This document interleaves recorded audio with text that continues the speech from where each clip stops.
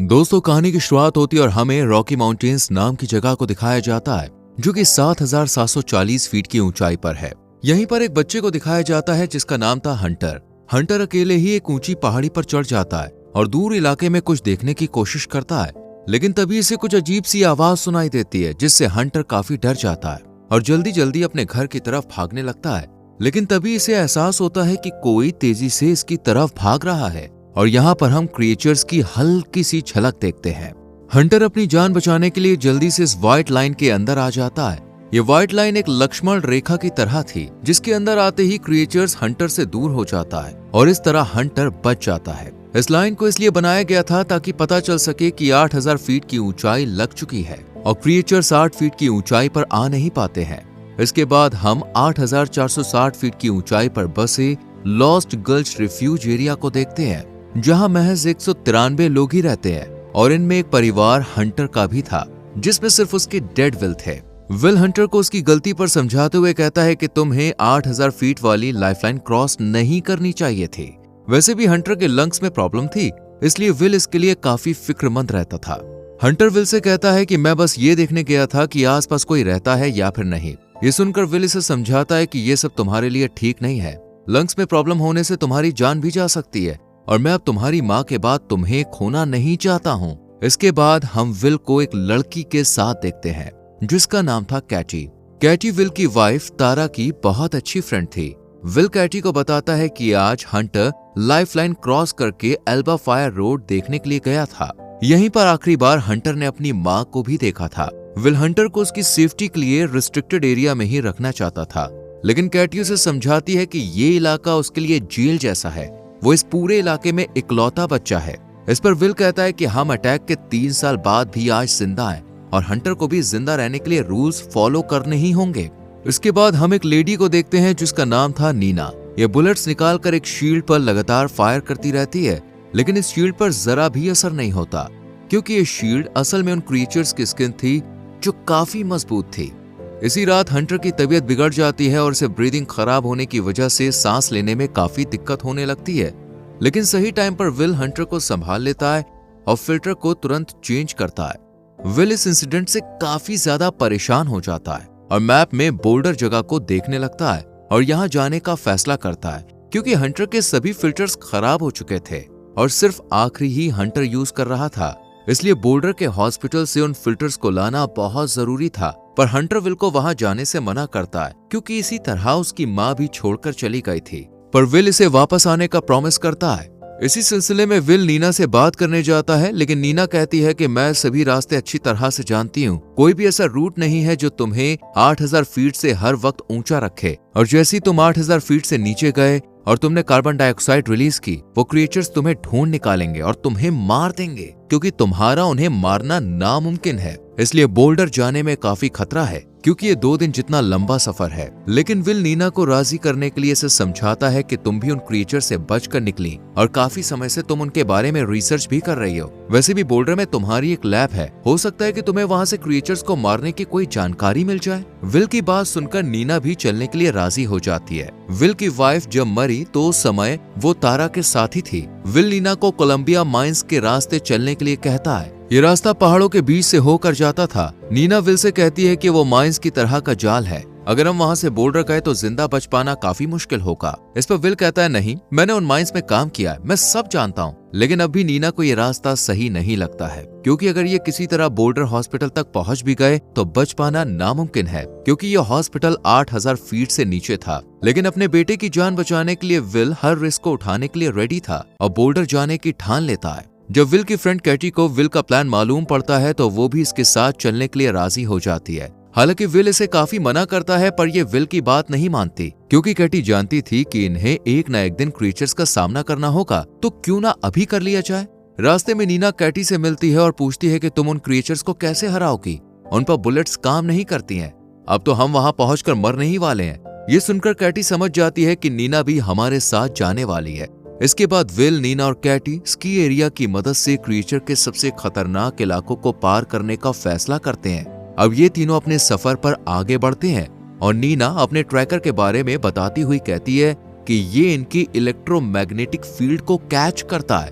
क्योंकि जो क्रिएचर्स हैं जिनका नाम रिपर्स है, ये बहुत हाई इलेक्ट्रोमैग्नेटिक फील्ड बनाते हैं जो कि बाकी जानवरों के मुकाबले कई गुना ज्यादा है। इसके बाद ये लोग एल्बा फायर रोड पर पहुंच जाते हैं, जहां से 8000 फीट के नीचे का रास्ता शुरू होने वाला था। नीचे बढ़ते ही इन्हें घोड़ों का झुंड दिखाई देता है।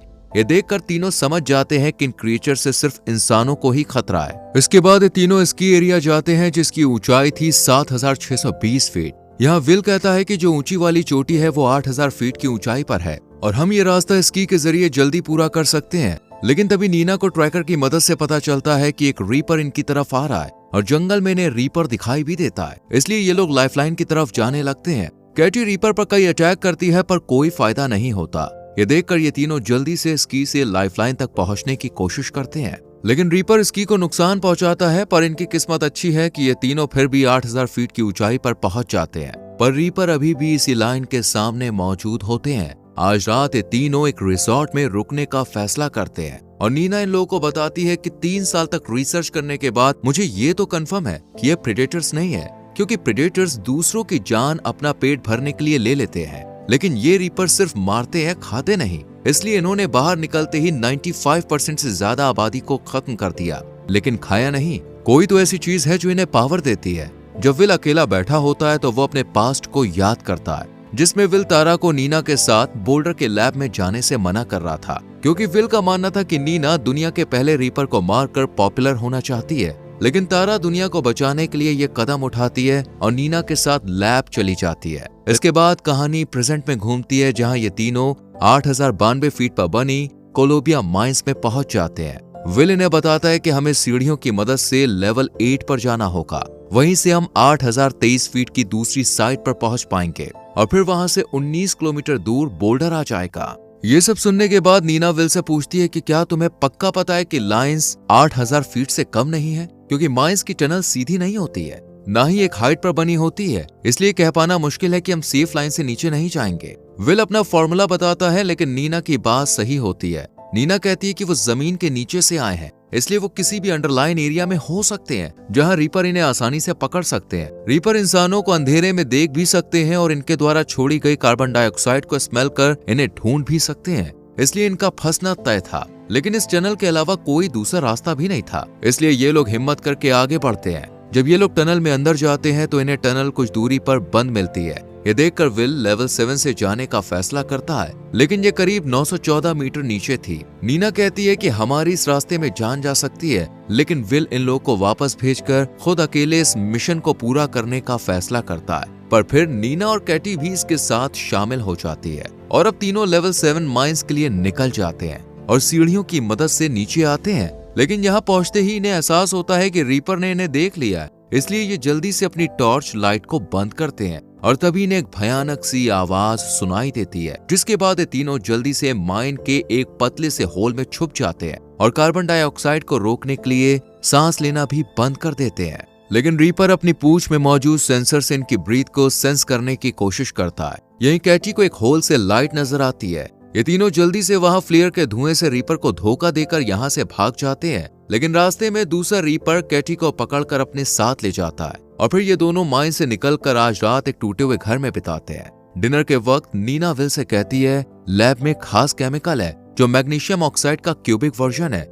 हमें उसकी जरूरत है क्योंकि जो रीपर है वो इलेक्ट्रिकली चार्ज होते हैं और उनके शरीर में किसी तरह का एक डिफेंस मैकेनिज्म है। लेकिन अगर उस केमिकल की बुलेट पर लेप लगाकर रीपर्स पर उससे अटैक किया जाए तो इससे 1 मिलियन वॉट का रिएक्शन होगा और अनकंट्रोलेबल इंटरनल कंबस्शन के कारण उनकी मौत हो जाएगी। लेकिन ये आइडिया विल को कुछ खास पसंद नहीं आता और अगले दिन दोनों बोल्डर हॉस्पिटल पहुंच जाते हैं, जहां विल को 5th फ्लोर पर फिल्टर्स मिल जाते हैं। लेकिन तभी रीपर इन पर हमला कर देते हैं और ये दोनों ऑक्सीजन सिलेंडर में ब्लास्ट कर उसे दूर भगा देते हैं और जल्दी से नीना की लैब में पहुंचकर नीना मैग्नीशियम ऑक्साइड के लेप को बनाना शुरू करती है। यहाँ विल को नीना की फैमिली फोटो मिलती है, जिसके बारे में नीना बताती है कि मेरी फैमिली एक खास चीज पर रिसर्च कर रही थी, लेकिन रीपर ने उन्हें मार दिया और तारा भी मेरे साथ अपनी मर्जी से आई थी, मैंने उसे फोर्स नहीं किया।